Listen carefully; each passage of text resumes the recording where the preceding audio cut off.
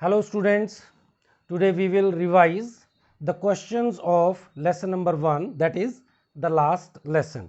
Students, in this lesson please try to remember 2 or 3 things. Number 1, देखिए number 1, इसमें character 2 हैं, Franz and M Hemal.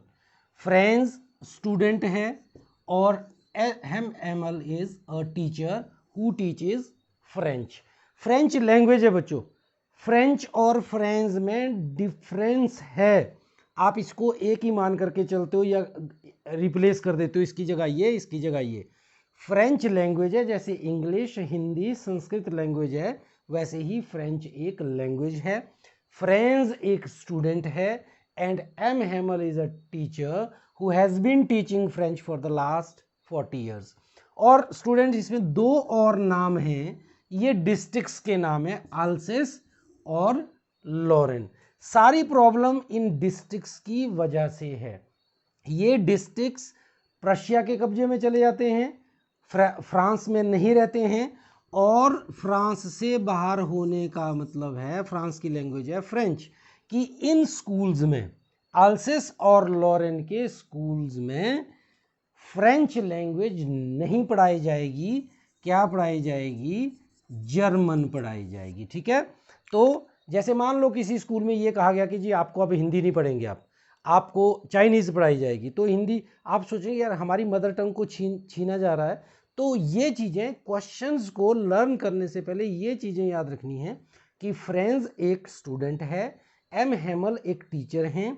French जो है वो लैंग्वेज है जो एम हेमल पढ़ाते हैं, और अल्सेस और लॉरेन के लिए ऐसा एक ऑर्डर पारित हो गया है, ऑर्डर आ गया है कि वहाँ पर फ्रेंच नहीं पढ़ाई जाएगी, जर्मन पढ़ाई जाएगी. That's why all the students, teachers and the villagers are very sad. ठीक है. तो वो बिल्कुल सैड हैं. तो अब हम आपके सामने 5 क्वेश्चन जो बार बार आते हैं उनको डिस्कस करेंगे. ये जो हमारी बुक है फ्लेमिंगो, इसका ये जो लास्ट लेसन है, इसके जो इम्पोर्टेंट क्वेश्चंस हैं, 5 क्वेश्चंस विंडो में हैं, वही बार बार आते हैं, वही आपने सीखने हैं, और बिल्कुल इजी वे से मैं आपको बताऊंगा. फर्स्ट क्वेश्चंस देखिए. फर्स्ट क्वेश्चन क्या है द लास्ट लेसन का, पेज नंबर 7 पर जो आपकी ये विंडो है, इसमें फर्स्ट क्वेश्चन क्या है? What was French expected to be prepared with for school that day. ठीक है. What was French expected to be prepared with for school that day. बच्चे ये ऐसे ही क्वेश्चन है जैसे मान लो आपके मम्मी पापा आपको पूछते हैं कि बेटा टीचर ने कल के लिए क्या होमवर्क दिया है, क्या आपको याद करने के लिए दिया है, वही पूछा है इसमें कि what was French expected to be prepared with for school day. ज़्यादा सोचने की ज़रूरत नहीं है. यहाँ से देखिए, फ्रेंच से शुरू करना है हमने. इस वॉज को इधर ले आइए, इसको ये वट को काट दीजिए, क्योंकि वट तो क्वेश्चन पूछने के लिए काम आता है, तो आप इस वट को काट दीजिए. और वॉज क्योंकि सेकंड नंबर पर चला जाएगा, तो क्या लिखेंगे हम? French was expected to be prepared with.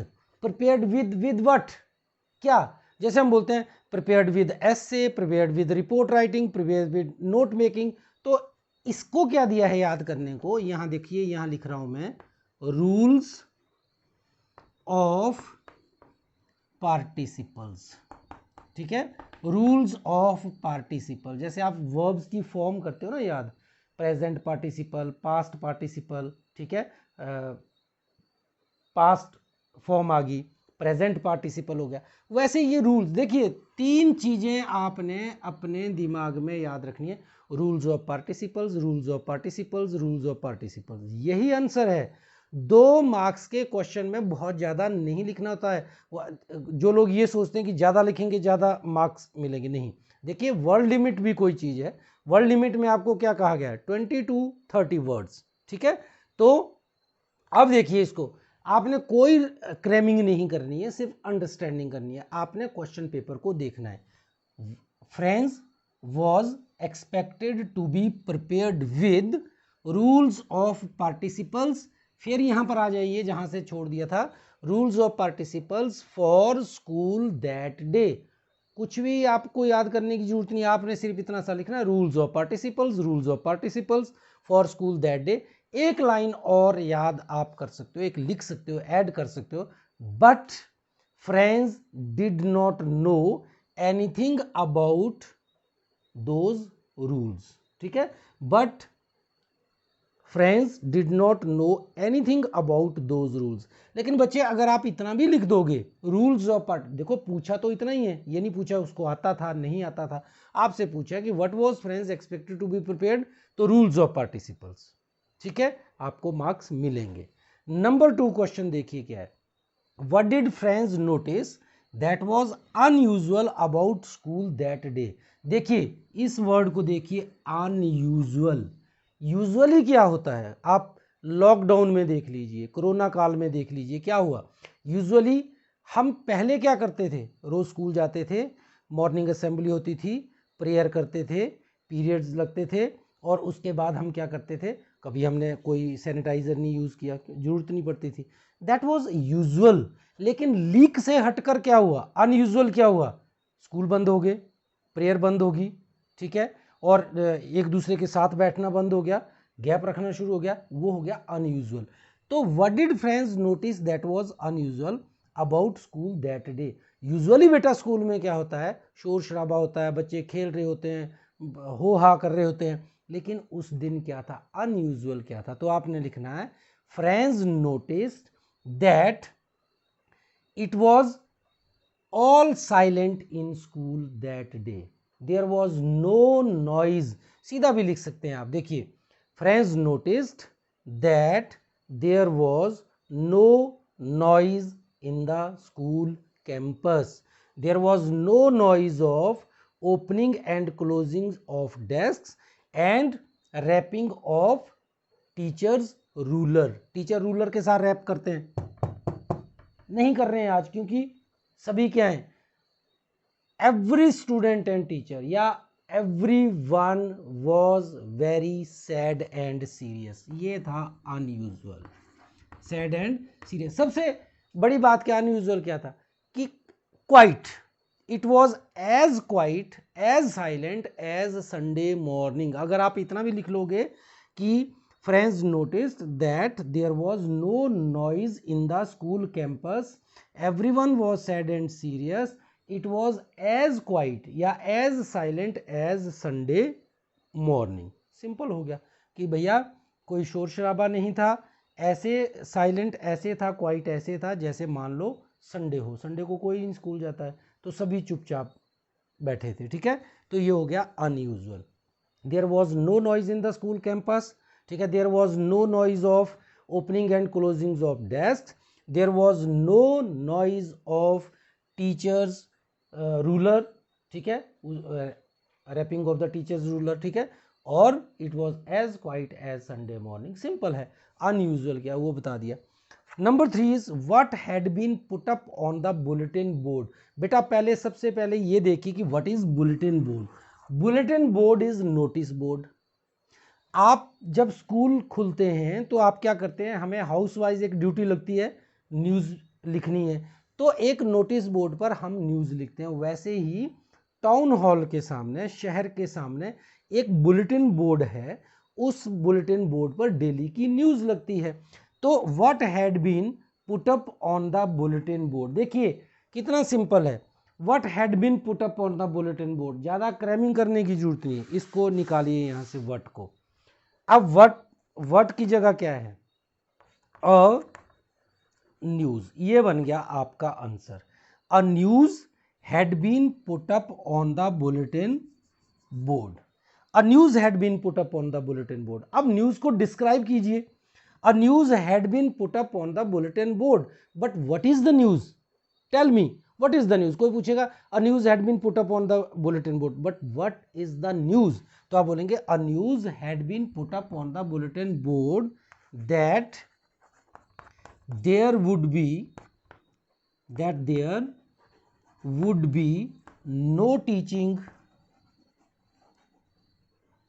teaching of French. ये एफ कैपिटल लिखना है बच्चे, लैंग्वेज का एफ कैपिटल लिखना है, स्मॉल लिखते हैं बच्चे, French in the schools of, कौन कौन से स्कूल्स थे, वो 2 districts, in the schools of Lorraine, ठीक है, एंड अल्सेस। ये न्यूज लगी थी। A news had been put up on the bulletin board that there would be no teaching of French in the schools of Lorraine and Alsace. तो क्या होगा, अगर French नहीं पढ़ाई जाएगी तो क्या पढ़ाई जाएगी, ओनली जर्मन, ठीक है, only German would be taught there. बस क्या न्यूज लगी थी कि there would be no teaching of French in the schools of Lorraine and Alsace, only German would be taught there. उन स्कूल्स में जर्मन ही पढ़ाई जाएगी। 2 मार्क्स में इतना काफी है, क्योंकि वो पूछ रहा है what had been put up, क्या लिखा था, क्या कोई नोटिस बोर्ड लगा था, क्या कोई चार्ट चिपकाया था, नहीं, एक न्यूज़ लिखी गई थी, news had been put up. और न्यूज़ क्या थी कि भैया फ्रेंच जो है अल्सेस और लॉरेन के स्कूलों में फ्रेंच नहीं पढ़ाई जाएगी, बैन लग गया, ठीक है, सिर्फ जर्मन पढ़ाई जाएगी, बात खत्म, ठीक है। Now students come to page number 8। There are 2 questions on page number 8। पहला क्वेश्चन क्या है, पेज नंबर 8 पर देखिए क्या क्वेश्चन है। ये आपका पेज नंबर 8 है, इसमें ये 2 क्वेश्चंस देखिए यहाँ विंडो में दिए गए हैं। Number 1 question is what changes did the order from Berlin cause in school that day. देखिए अल्सेस और लॉरेन जर्मन में चले गए, रशिया में चले गए, ठीक है, और अब जो स्थान किसी के कब्जे में चला जाएगा उसका आदेश वहीं का चलेगा, वहीं का रूल, वहीं का संविधान, वहीं का सब कुछ। तो क्या क्या चेंजेस आए, इसका बोलने का अर्थ यह है कि जो उस अल्सेस और लॉरेन जिसके कब्जे में चला गया तो उनकी सरकार ने एक ऑर्डर निकाला बच्चे, और उस ऑर्डर से क्या क्या प्रॉब्लम आएगी। देखिए सबसे बड़ा ऑर्डर ये था कि nobody will study French in दो स्कूल्स, पहला तो वो आ गया। और नंबर 2 क्या था कि एम हैमल, जब उनका काम ही नहीं रहा तो M Hamel was going for ever from that school, वो हमेशा के लिए छोड़ करके जा रहे थे। तो जो लोग उनसे पढ़े थे they were very sad and serious, वो काफ़ी सैड और सीरियस थे, क्यों, because their teacher was going, and number 2 their language was being snatched from them, उनसे उनकी भाषा को छीना जा रहा था। तो what changes did the order, simple सा लिखना है, देखो नंबर आप अपने दिमाग में रखिए कि एवरीवन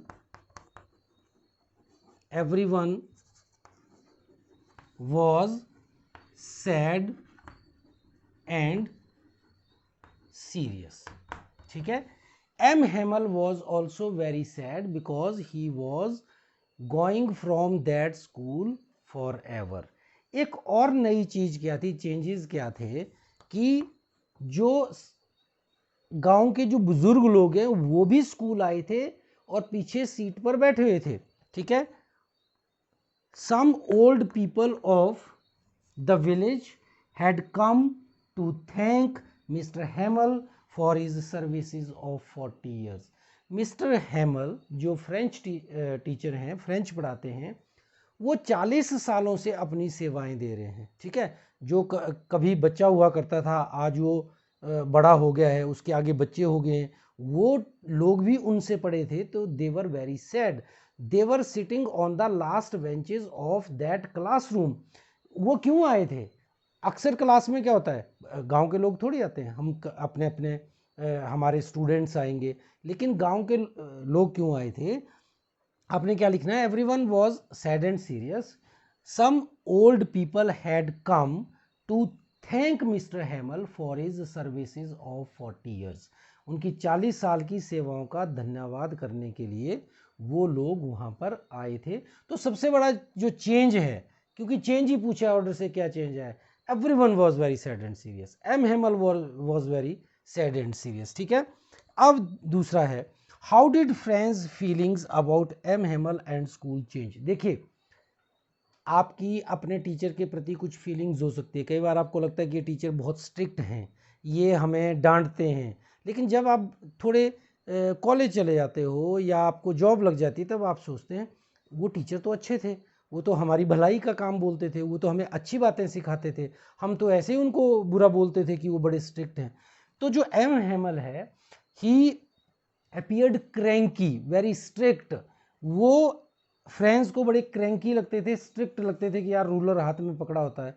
तो हाउ डिड फ्रेंड्स फीलिंग, अब फ्रेंड्स की फीलिंग कैसे चेंज होगी स्कूल के प्रति और एम हेमल के प्रति।